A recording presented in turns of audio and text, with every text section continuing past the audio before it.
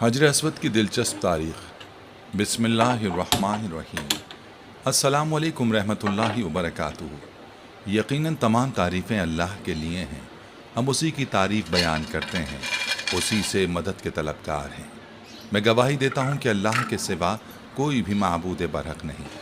خانہ کعبہ کے مشرقی گوشے کی دیوار میں تقریباً 4 فٹ کی بلندی پر ایک قدیم اور مقدس ترین آسمانی پتھر نصب ہے، جنت کے یاقوتوں میں سے ایک ہے۔ یہی پتھر حجر اسود کہلاتا ہے۔ حجر اسود عربی زبان کے 2 الفاظ کا مجموعہ ہے۔ حجر عربی میں پتھر کو کہتے ہیں اور اسود سیاہ اور کالے رنگ کے لیے بولا جاتا ہے۔ ناظرین، حجر اسود وہ پتھر ہے جو کعبے کی مشرقی دیوار میں نصب ہے۔ اس وقت بڑے اور مختلف شکلوں کے کئی چھوٹے ٹکڑوں پر مشتمل ہے۔ یہ ٹکڑے اندازاً 2.5 فٹ قطر کے دائرے میں جڑے ہوئے ہیں، جن کے گرد چاندی کا گول چکر بنا ہوا ہے۔ جو مسلمان حج یا عمرہ کرنے جاتے ہیں ان کے لیے لازم ہے کہ طواف کرتے ہوئے ہر بار حجر اسود کو بوسہ دیں۔ اگر ہجوم زیادہ ہو تو ہاتھ کے اشارے سے بھی بوسہ دیا جا سکتا ہے۔ کروڑوں فرزندان اسلام کے محور کعبے کا یہ پتھر صرف مسلمانوں کے لیے ہی نہیں بلکہ تمام مذاہب کے پیروکاروں کے لیے مقدس ہے، اور وہ اس پتھر کو اللہ کی نشانی قرار دیتے ہیں۔ ناظرین، حجر اسود کی اہمیت و فضیلت کے ساتھ ساتھ اس کی ایک دلچسپ تاریخ بھی ہے، جس کا جاننا ہر مسلمان کے لیے ضروری ہے۔ یہ اتنا نایاب پتھر ہے کہ اسے آسمان سے اتارا گیا تھا۔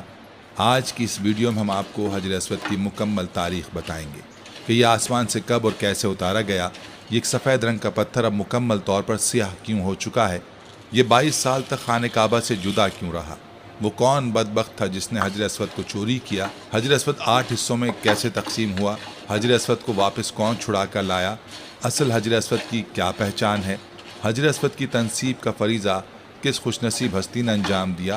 اس سب کے ساتھ ساتھ ہم آپ کو احادیث مبارکہ کی روشنی میں حجر اسود کی فضیلت بھی بتائیں گے۔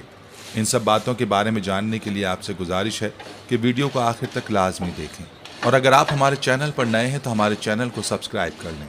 ناظرین، خانہ کعبہ جو کہ پوری دنیا میں سب مسلمانوں کا قبلہ ہے اور دنیا کی پہلی مسجد الحرام کے وسط میں واقع ہے۔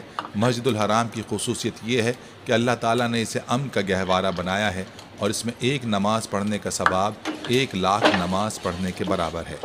اللہ تعالیٰ نے خانہ کعبہ کی جگہ کو باقی زمین سے 1000 سال پہلے پیدا فرمایا۔ یہ خطہ پانی پر ایک جھاگ کی شکل میں تیر رہا تھا، پس اللہ تعالیٰ نے اس خطے کے نیچے زمین بچھا دی۔ حضرت آدم علیہ السلام جب اللہ کے حکم سے زمین پر اترے تو آپ علیہ السلام پر وحشت طاری ہو گئی، اور آپ علیہ السلام نے اللہ تعالیٰ سے دعا کی۔ اللہ تعالیٰ نے بیت المعمور کو زمین پر نازل کیا، جو جنت میں یاقوت کا بنا ہوا تھا، اور اس میں سبز زبرجد کے 2 دروازے تھے، ایک دروازہ مشرقی طرف اور ایک دروازہ مغرب کی طرف لگا ہوا تھا۔ اللہ تعالیٰ نے اسے اسی جگہ رکھ دیا جہاں آج خانہ کعبہ موجود ہے۔ اللہ تعالیٰ نے حضرت آدم علیہ السلام کو حکم دیا کہ اسی طرح طواف کیا کر جس طرح میرے عرش کے گرد فرشتوں کو طواف کرتے دیکھا ہے، اور اس کے پاس اسی طرح نماز پڑھ جس طرح میرے عرش کے پاس نماز ادا کیا کرتا تھا۔ جب حضرت آدم علیہ السلام ارض ہند سے مکہ مکرمہ کی طرف پیدل روانہ ہوئے تو اللہ تعالیٰ نے ایک فرشتے کو مقرر کر دیا تاکہ حضرت آدم علیہ السلام کی بیت اللہ کی طرف رہنمائی کرے۔ حضرت آدم علیہ السلام نے مناسک حج ادا کیے۔ جب حج سے فارغ ہوئے تو فرشتوں سے ملاقات کی۔ فرشتوں نے کہا، اے آدم، اللہ تعالیٰ آپ کو حج کا بہترین بدلہ عطا فرمائے، ہم نے اس گھر یعنی بیت اللہ کا آپ سے 2000 سال پہلے طواف کیا تھا۔ حضرت آدم علیہ السلام نے ارض ہند سے مکہ مکرمہ کی طرف پیدل چل کر 40 مرتبہ حج فرمایا۔ بیت المعمور طوفان نوح تک زمین پر ہی رہا۔ اس کے بعد اللہ تعالیٰ نے اسے آسمان پر اٹھا لیا اور جبریل علیہ السلام کو حکم دیا کہ وہ حجر اسود طوفان نوح سے محفوظ رہے۔ چنانچہ خانہ کعبہ بیت اللہ کی جگہ حضرت ابراہیم علیہ السلام کے زمانے تک خالی رہی۔ طوفان نوح کے وقت جب خانہ کعبہ کی عمارت آسمان پر اٹھائی گئی اور یہ جگہ ایک اونچے ٹیلے کی مانند رہ گئی، پھر اسی بنیاد پر حضرت ابراہیم علیہ السلام نے خانہ کعبہ کو تعمیر فرمایا جب اللہ تعالیٰ نے ان کو حکم دیا کہ خانہ کعبہ کی تعمیر کرو۔ حضرت ابراہیم علیہ السلام نے اللہ تعالیٰ سے سوال کیا کہ وہ اس جگہ کو واضح کر دے جہاں بیت اللہ کی تعمیر کی جائے۔ اس وقت تک حضرت اسماعیل علیہ السلام بھی پیدا ہو چکے تھے۔ حضرت علی رضی اللہ عنہ اور حضرت حسن رضی اللہ عنہ سے مروی ہے کہ حضرت عباس رضی اللہ عنہ نے فرمایا کہ اللہ تعالیٰ نے ایک بادل کے ٹکڑے کو خانہ کعبہ کی جگہ کے تعین کے لیے بھیجا۔ جب وہ بادل کا ٹکڑا چلا تو حضرت ابراہیم علیہ السلام اس کے سائے میں چلتے رہے، یہاں تک کہ مکہ مکرمہ آیا تو بادل کا ٹکڑا بیت اللہ کی جگہ ٹھہر گیا۔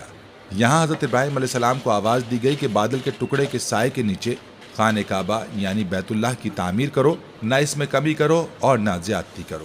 خانہ کعبہ کی جگہ کا تعین اور ظاہر ہونے کے بعد حضرت ابراہیم علیہ السلام نے خانہ کعبہ کی تعمیر شروع کی۔ حضرت اسماعیل علیہ السلام پتھر لا کر دیتے تھے۔ خانہ کعبہ کی تعمیر 5 پہاڑوں طور سینا، جبل زیتون، جبل لبنان جو ملک شام میں ہے، جبل جودی جو جزیرے کا پہاڑ ہے، جبل ہیرا جو مکہ میں واقع ہے کے پتھروں سے کی گئی، اور باقی پہاڑوں کے پتھروں سے بیت اللہ کی دیواریں بلند کی گئیں۔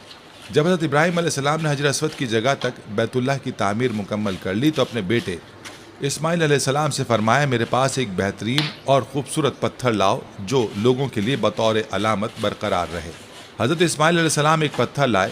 حضرت ابراہیم علیہ السلام نے فرمایا، اس سے بھی اچھا پتھر لاؤ۔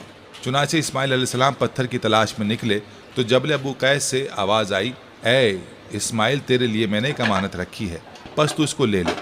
حضرت اسماعیل علیہ السلام حجر اسود کو لائے اور اسے اس کی جگہ پر رکھ دیا۔ ناظرین، حجر اسود جنت کی یاقوتوں میں سے ایک ہے جسے سیدنا آدم علیہ السلام اپنے ساتھ جنت سے لائے تھے اور تعمیر بیت اللہ کے وقت ایک گوشے میں نصب فرمایا تھا۔ طوفان نوح علیہ السلام میں آدم علیہ السلام کا تعمیر کردہ بیت اللہ آسمانوں پر اٹھائے جاتے وقت اس متبرک پتھر کو شکم جبل ابی قیس میں امانتاً رکھ دیا گیا تھا۔ پھر تعمیر ابراہیمی کے وقت جبریل علیہ السلام نے اللہ تعالیٰ کے حکم سے سیدنا ابراہیم خلیل اللہ کی خدمت عالیہ میں پیش کر دیا تھا۔ اس طرح اسے پھر اسی جگہ کی زینت بنا دیا گیا جہاں پہلے رونق افروز تھا۔ اس کے فضائل اور اوصاف میں حضور نبی اکرم صلی اللہ علیہ وآلہ وسلم کے بہت سے ارشادات حدیث اور تاریخ کتابوں کی زینت بنے ہوئے ہیں، لیکن جنت کا یہ انمول موتی، عالی مرتبت، مقدس و متبرک یاقوت گردش ایام کی ستم زانیوں سے محفوظ نہ رہ سکا۔ متعدد بار اسے فساق و فجار ظالموں کے ہاتھوں تختہ مشق بننا پڑا، بارہا حوادث کا شکار ہوا اور اس کے نازنین بدن پر کتنی مرتبہ ہی زخم آئے۔ طوفان نوح علیہ السلام میں آدم علیہ السلام کا تعمیر کردہ بیت اللہ آسمانوں پر اٹھائے جاتے وقت اس متبرک پتھر کو شکم جبل ابی قیس میں امانت میں رکھ دیا گیا تھا۔ تاریخ میں کم از کم 6 واقعات ایسے ملتے ہیں جب حجر اسود کو چوری کیا گیا یا اس کو توڑنے کی کوشش کی گئی۔ ہو سکتا ہے کہ اس کے حوادث کی تعداد اس سے بھی زیادہ ہو۔ اسلامی روایات کے مطابق جب حضرت ابراہیم علیہ السلام اور ان کے بیٹے حضرت اسماعیل علیہ السلام خانہ کعبہ کی تعمیر کر رہے تھے تو جبریل علیہ السلام نے یہ پتھر جنت سے لا کر دیا، جسے حضرت ابراہیم علیہ السلام نے اپنے ہاتھوں سے دیوار کعبہ میں نصب کیا۔ حضرت ابراہیم علیہ السلام کے بعد سب سے پہلے قبیلہ بنی جرہم کے متعلق ملتا ہے کہ ان لوگوں نے حجر اسود کے ساتھ چھیڑ چھاڑ کی تھی۔ تاریخ میں جب بنو بکر بن عبد مناہ نے قبیلہ جرہم کو مکہ سے نکلنے پر مجبور کیا تو انہوں نے مکہ سے بے دخل ہوتے ہوئے کعبہ میں رکھے ہوئے 2 سونے کے بنے ہرنوں کے ساتھ حجر اسود کو کعبے کی دیوار سے نکال کر زمزم کے کنویں میں دفن کر دیا اور مجبوراً یمن کی جانب کوچ کر گئے۔